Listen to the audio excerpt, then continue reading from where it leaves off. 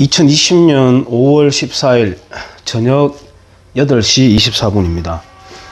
세계일보 오늘자 신문을 한 토막 소개합니다. 전태일의 인간사랑 사회에 확산하길라고 하면서 전태일 50주기 캠페인에 참석했다. 배우 조진웅, 본명 조원준이라고 합니다.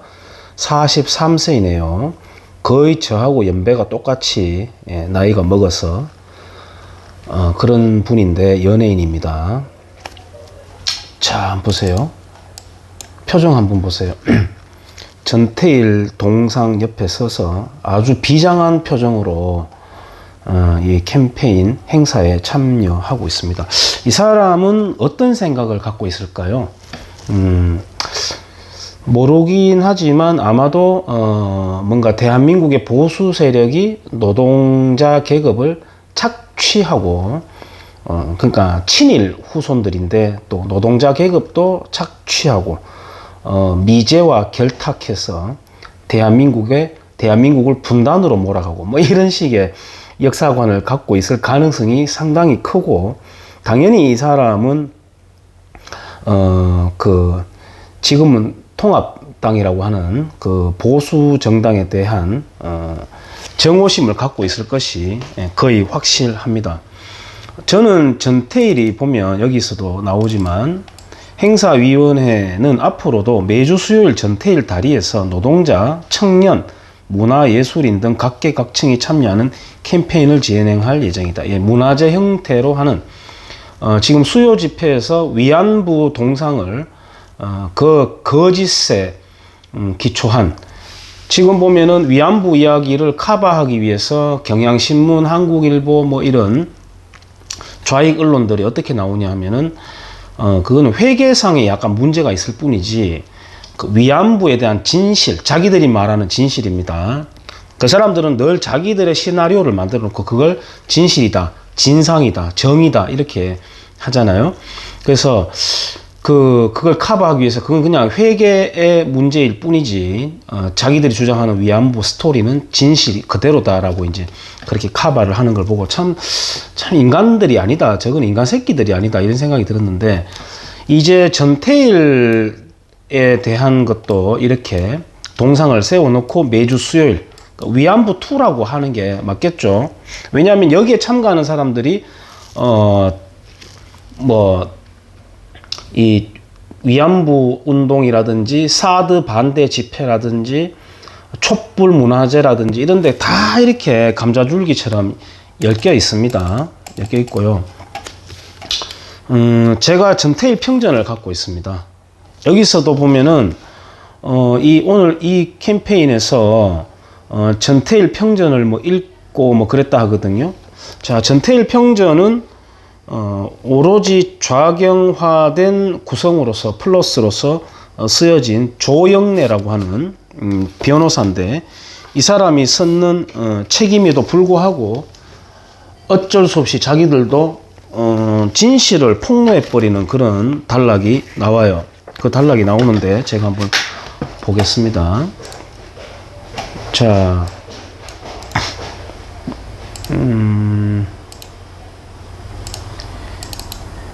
죄송합니다. 요게 전태일 평전이고요. 여기에서 내용 중에 보면은 294페이지에 나오는 내용이에요. 아무래도 누가 한 사람 죽어야 될 모양이다. 그는 이렇게 말하여 김계남은 가명입니다.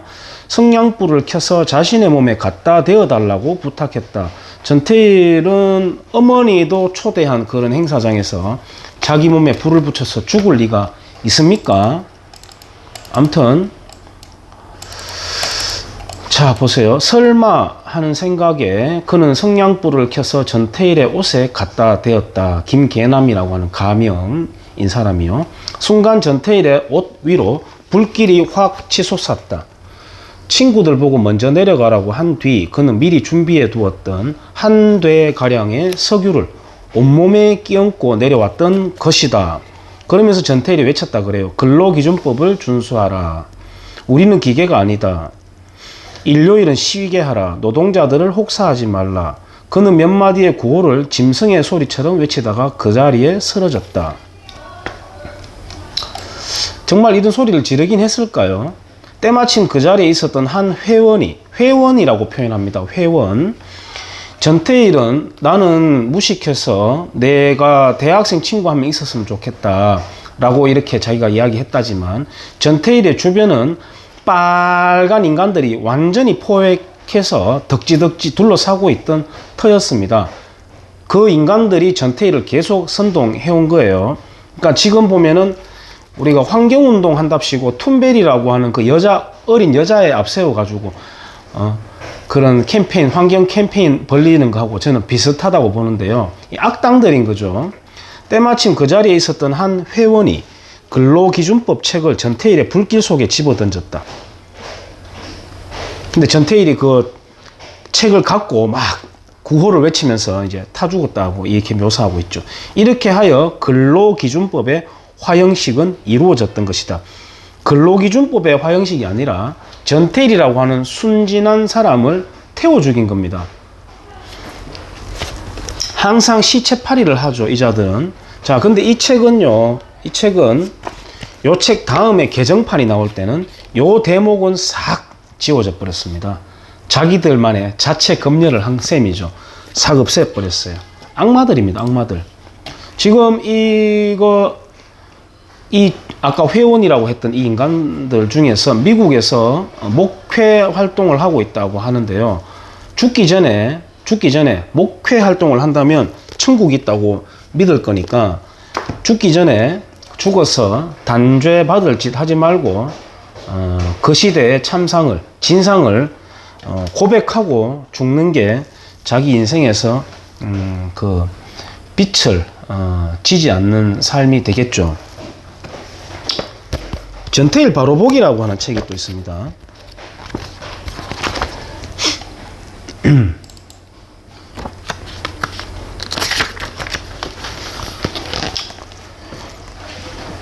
마르크스주의자는 산업혁명 이후 전개된 사회를 자본주의라 부르면 그 사회는 부유한 자본가만을 위한 사회라고 했다. 예, 자본주의라고 하는 게 마르크스가 붙여 부른 이름입니다.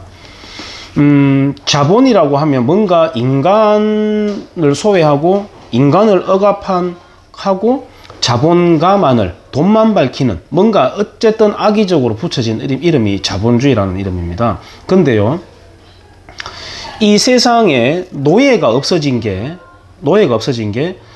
도덕심이 아니라 자본주의 덕분입니다.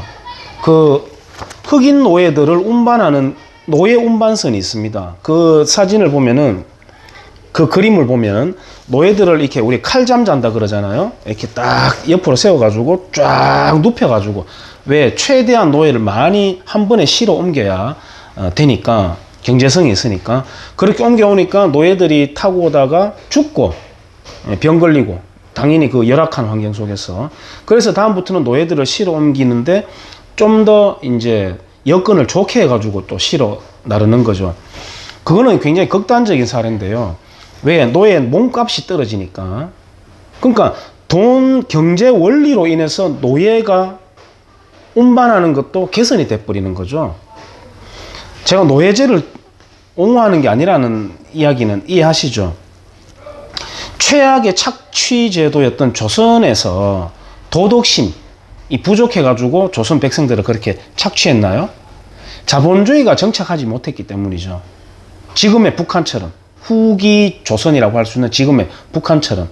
그러니까 자본주의가 곧 인본주의라고 할 수 있습니다. 생명에 등가성이 있을까요? 이건 굉장히 민감하고 굉장히 근본적인 질문이죠. 생명이 계산될 수 있을까요? 이렇게 질문하면, 야, 인간은 다 똑같지, 생명은 다 존중하지. 자, 그러면 극단적으로 제가 한번 예시를 들어볼게요. 발명품으로 인류의 삶을 풍요롭게 해주는 발명가 또는 기업가가 있다면, 그 반대로 연쇄살인범이 있다고 한번 생각해 보세요. 그 둘 간의 인간의 가치가 똑같을까요? 다르죠. 그 극단적인 비교를 통해서 제가 이 예시를 정하는 겁니다. 그렇게 갈라질 수 있는 겁니다. 인간의 등가성은 달라요. 가치가 다를 수 있단 말입니다. 거기로부터 노동, 그리고 임금, 고용과 해고 이런 메커니즘이 이제 쏟아져 나와야 되는 겁니다. 그러면 부족한 사람은 직업 훈련을 통해서 다른 직업으로 올라갈 수 있도록, 또 부족한 사람은 또 올려줄 수 있는 사다리 정도를 만들어 주는 거죠. 또 자기의 능력이, 예를 들어 저도 고용하고 있는 직원이 있습니다만, 많지는 않지만 저는 월급을 많이 챙겨주고 싶어요. 왜? 자기가 나가서 다 대화를 하거든요. 야, 우리 관장님은 얼마 준다, 월급. 다 알아요. 우리는 일을 얼마 한다. 우리는 얼마의 일을 한다. 강도가 있다. 이런 거 다 해요. 우린 밥을 얼마나 좋은 걸 사준다. 우리는 회식 얼마나 자주 한다. 이런 이야기 서로 다 한단 말이에요. 저는 쪽팔리는 고용주가 되기는 싫습니다. 그래서 자긍심을 갖게 하기 위해서라도 저는 이 업종에서는 그래도 아마 모르긴 몰라도 제가 거의 상위 클래스를 찍도록 제가 챙겨주고 있습니다. 악덕업주도요. 이 선택이 자유로운 시장에서는 악덕업주가 존재할 수가 없습니다. 그렇죠. 신안 섬마을에 그런 노예 노동을 시키는 그런 아주 폐쇄적인 곳이라면 모를까? 악덕업주가 존재할 수 없습니다. 왜? 직원이 떠나버리거든요. 그리고 예를 들어서 저한테 있는 직업이, 고용하고 있는 직원이 봤을 때, 아, 이 직원은 여기 맞지 않다. 이 직장 내에서도 적재적소에 잘 써야 되지만은 이 직장에 아예 어울리지 않다. 그리고 오히려 그 사람이 여기 있음으로 인해서 자기 개발이 되지 않는다고 했을 때는 떠나 보내줄 줄 알아야 됩니다. 너는 여기 안 맞아. 넌 딴 데 가면 훨씬 더 클 수 있는 아이야. 라고 보내줘야 됩니다. 그래야 솔직한 고용주라고 할 수 있겠죠. 그래서 악덕 고용주는 존재할 수 없습니다. 지금, 특히 지금과 같은 세상에서는, 노동자 천국이 된 이 세상에서는, 지금과 같은 세상에서는 그런 악덕업주가 존재할 수가 없습니다. 70년대 평화시장이 여공의 삶을 목도하면서 일각에서는 자본주의 모순을 외쳤을 수도 있다. 전태일 평전의 기저에 흐르는 사고는 반시장적이고 반자본주의적이다. 전태일보다 조영래 사고가 더 그럴 수 있다. 조영래라고 하는 건 전태일 평전을 지은 변호사를 말합니다.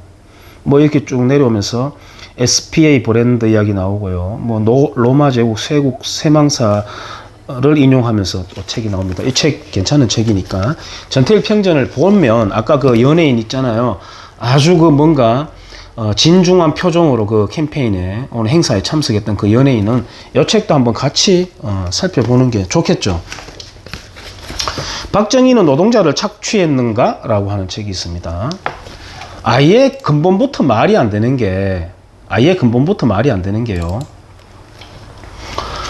노동자 계급이라는 말, 제가 좌익 용어를 빌려서 좀 쓸게요. 노동자 계급을 만든 사람이 박정희 아닙니까?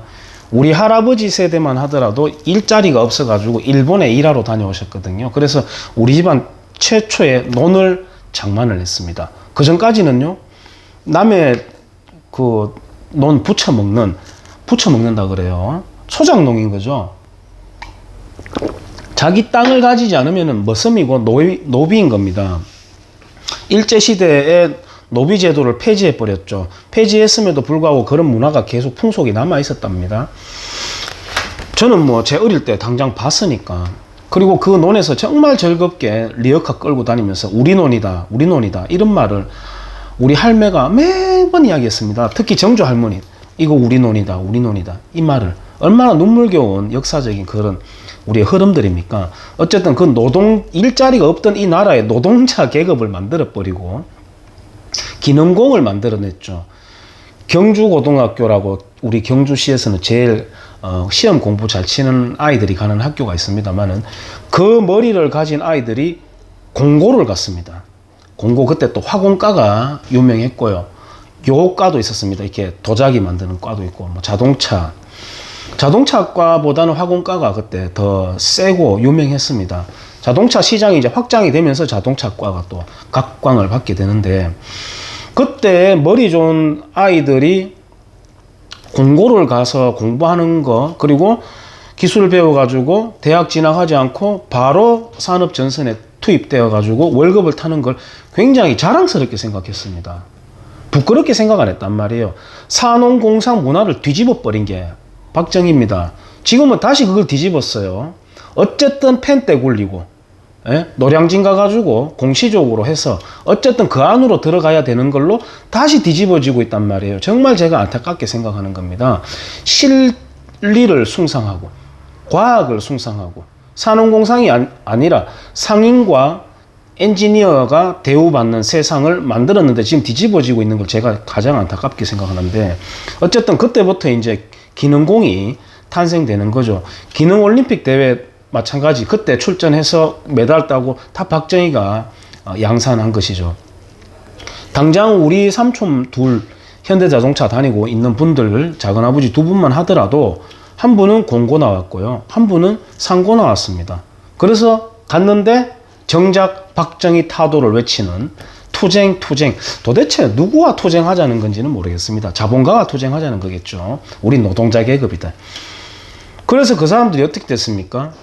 연봉 1억 육박하게 받죠. 그리고 와이프 장사한다 하면 가게 차려주죠. 빌라에 투자합니다. 그들이 그토록 투쟁하고 타도 대상으로 여기던 자본가 계급으로 재탄생되는데 아직까지도 투쟁을 외친단 말이에요. 자, 요 박정희는 노동자를 착취했는가라고 하는 책은 정확한 데이터로서 그 시대상을 말해주고 있습니다. 한 대목 읽어볼까요? 조영래 평전은 젊은이들에게 우리나라 노동자들이 착취당하고 있으며 그들을 위해서는 노동운동을 적극적으로 전개해야 한다고 도덕적으로 호소하고 있다. 그러나 평전의 내용을 차근차근 따져보면 사실은 전혀 그럴 필요가 없음을 알 수 있다. 왜냐하면 전태일은 착취당하지 않았기 때문이다. 평전은 전태일의 임금이 3년 동안 10배 그리고 6년 동안 15배로 상승하였음을 기록하고 있다.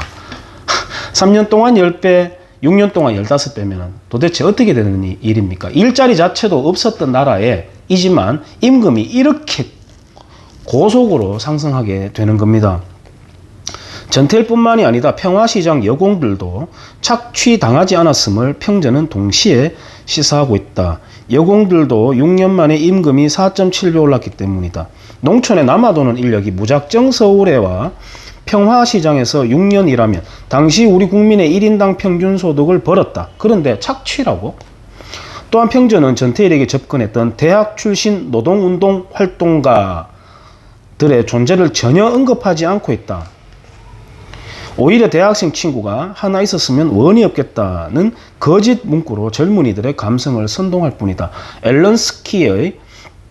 엘린스키의 운동 노선을 따라 외부 세력이 접근한 현장의 하나가 전태일 분신 사건이라는 정언이나 분신할 때 곁에 있었다. 그리고 전태일은 지금 미국 샌디에고에 있는 이승종 목사가 교육시켰다는 정언은 평전 어디에도 등장하지 않는다. 사악하죠.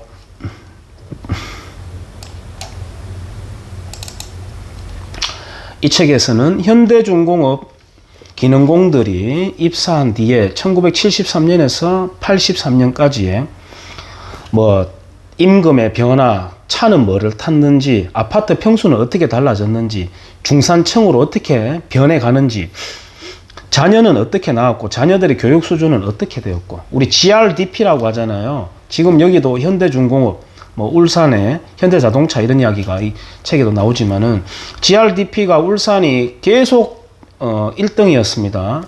있다가 지금 아마 2등으로 떨어졌나 아마 그럴걸요. 그런데 그거는 당연히 우리나라 경제정책이라든지, 그 다음에 얼마 전에 보면은 현대자동차 노조가 이런 제안을 했습니다. 우리도 이제 임금 안 올릴게. 여태까지 실컷 올려가지고 귀족 노조가 되어 있으면서, 예. 자, 한번 들어보세요. 우리 이제 임금 안 올릴게. 하지만 고용은 보장해줘. 뭐죠? 관료화된 현대자동차 만들겠다는 겁니다. 그걸 보면서 또 매일경제신문에서는 노조도 이제 정신 차린 건가 이런 식으로 헛소리하는 논평을 내놓던데요. 그게 아니라 지금 전기자동차로 기술이 변천돼서 패러다임이 옮아가잖아요. 그런 상황에서 지금 현대자동차 3분의 1 또는 많게는 절반까지 다 구조조정이 나와야 되거든요.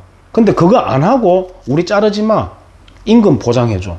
마치 지금 문재인 정권이 북한에 북괴에 핵무기를 만들었는 것을 핵 동결을 시켜주려고 하는, 지금까지 만든 거는 보장해주려고 하는 그런 것처럼 하고 있는 건데, 매일경제신문에서는 그런 잘못된 논평을 내놓기도 하던데요. 노동자라고 지금 칭하는데, 얼마 전에 한국일보에서 좀 젊은 사람인데, 노동자라 하지 마라, 근로자라 하지 마라, 노동자로 하자.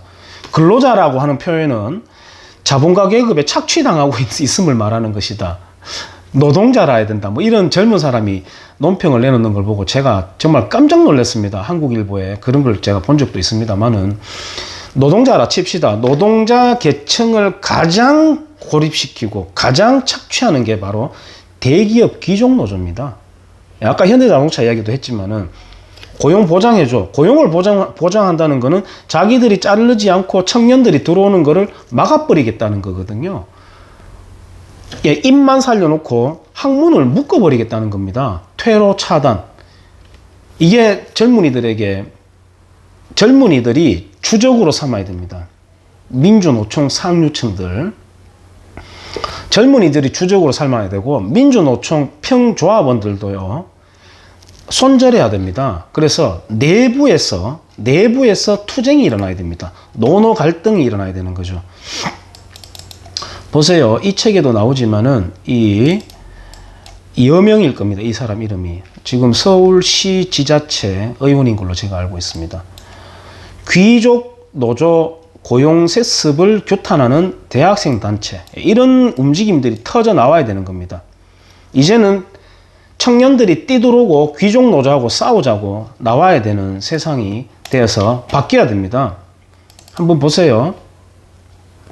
그 고임금을 아직 하면서, 예, 자기들만의 테두리를 만들면서 경고한 민중 총궐기라고 하면서 2015년도죠. 이때가 경찰차에 불 지르고 하는 그런 장면입니다. 경찰들이 버스 위에서 위태롭게 몰려있는 모습이고, 횃불들을 들고 있는 사람들의 모습입니다. 자, 평화시장 임금이 나옵니다. 전태일 평전에도 나와 있는 것입니다. 시다에서 미싱 보조로, 미싱사에서 재단 보조로, 재단사에서 쭉 변천해 가는 그런 과정들이 나오고, 임금 상승에 대해서 나타내고 있습니다.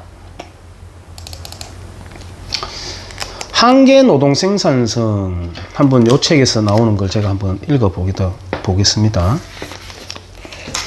한계 노동 생산성과 임금 상승률의 추이, 1963년부터 1999년까지의 그래프입니다. 노동의 한계 생산성은 노동을 한 단위 더 투입할 때 생산이 얼마나 증가하는가를 보여주는 지표다. 따라서 노동의 한계 생산성이 증가하면 그만큼 기업의 생산이 증가한다. 물론 생산이 증가하면 기업의 수익도 늘어난다. 이때 노동에 대한 보수가 늘어나면 노동은 적절한 보상을 받는 셈이다. 만약 이때 적절한 보상이 없다면 노동은 일한 만큼 보상받지 못했다고 평가할 수 있다. 따라서 노동이 기여한 목, 즉 노동의 한계 생산성이 증가하고 있음에도 불구하고 임금의 상승이 이루어지지 않는다면, 그러니까 제 몸값을 받지 못한다면 이는 노동에 대한 착취가 발생한 경우라고 해석할 수 있다. 따라서 이 도표는 박정희 시대는 물론이고 그 이후 1999년까지도 노동에 대한 착취가 없음을 확인해 준 객관적인 자료다. 착취는 없으면 물론이고 지금은 생산성 대비 임금이 맞지 않습니다. 훨씬 더 많이 가져가고 있습니다. 동일 노동 동일 임금이라고 하자고 하는데, 이인영이라고 하는 아주 그 극좌 성향의 정치꾼이, 자, 동일 노동 동일 임금을 한다고 하면은 노조 상층부 집단은 생산 라인에서 일도 안 하는데 어떻게 노동량을 계산할 수 있죠? 아마 그거 반대하는 게 현대자동차일걸요? 대기업 노조일걸요? 왜? 제가 제대하고 잠깐 알바로 제일금속이라는 데서 일을 했습니다. 3차 밴드 정도가 될 겁니다. 하청. 한날은 제가 불량품이 있다고 해서 그걸 이 불량품 검사를 하러 우리 납품회사인 만도에 갔습니다. 만도. 지금은 이제 발레오죠. 발레오 만도에 갔습니다. 정말 거기 가서 제가 충격을 받았는 게, 저는 시퍼런 아래 위로 된 작업복이었고요. 절삭류가 튀어가지고 막 엉망진창이죠.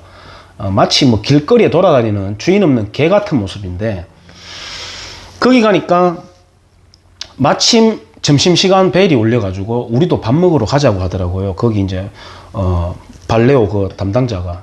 가는데 충격받았습니다. 발레오 직원들의 근무복은 흰색이 투톤으로 들어가 있고요. 운동화가 흰색이었습니다. 근무 환경이 그만큼 깨끗하다는 걸 과시하는 듯한 그런 작업복이었고요. 흰색 운동화가 신을 수 있다는 거는 절삭류 튀는 공장에서는 상상 못 하거든요. 그날 밥은 특식, 오늘의 특식, 은행밥이었습니다. 은행. 밥에 은행이 들어가 있고 백숙도 나왔습니다. 제가 그때 충격받고요. 정말 정오심에 이글거렸습니다. 뭐냐? 제가 만약에 그때 그 노선으로 갔으면 저는 극렬한 좌익 운동가가 되었을 거라고 저는 확신합니다. 또 제 기질상 맨 앞에서 프레온 가스 불보차가 뛰어들고 다녔을 겁니다. 예. 근데 저는 지금의 좌익 운동하고는 좀 달랐을 거예요. 아마 노조 상층부하고 싸우는, 노조 내에서 노조 상층부와 싸우는 극렬 분자였을 겁니다. 예. 저는 그렇게 확신합니다. 제 나름대로 정의심이 있기 때문에. 아무튼 그런데요. 지금 청년들의 일자리라든지 그 다음에 임금의 현실화가 되지 않는 게 바로 그 노조 상층부들의 고임금 때문입니다. 고임금 때문이에요. 그래서 근로자들끼리 그것을 정상화하는데 투쟁해야 됩니다. 이제는. 그들이 투쟁하자고 나오자고 할 때는 일반 노동자들을 위한 게 아니에요. 노조는 이미 노동자를 위한 게 아니라 노조 상층부 집행부를 위한 노조로 전락한 지 오래되었습니다. 그래서 노조 내에서 싸워야 됩니다. 예. 건전한 노동운동을 저는요, 아니, 건전한 노동운동, 근로 환경 여건, 당연히 필요하죠. 근데 지금 한국의 노조가 그런 노조입니까? 그건 순진한 생각이죠.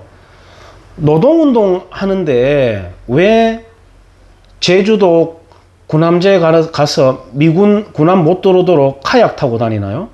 그게 노동운동하고 무슨 상관 있죠? 무슨 상관 있죠? 위안부 운동하는데 왜 나오죠? 그게 노동운동하고 무슨 상관 있죠? 세월호로 박근혜 규탄하는 게 노동운동하고 무슨 상관 있죠?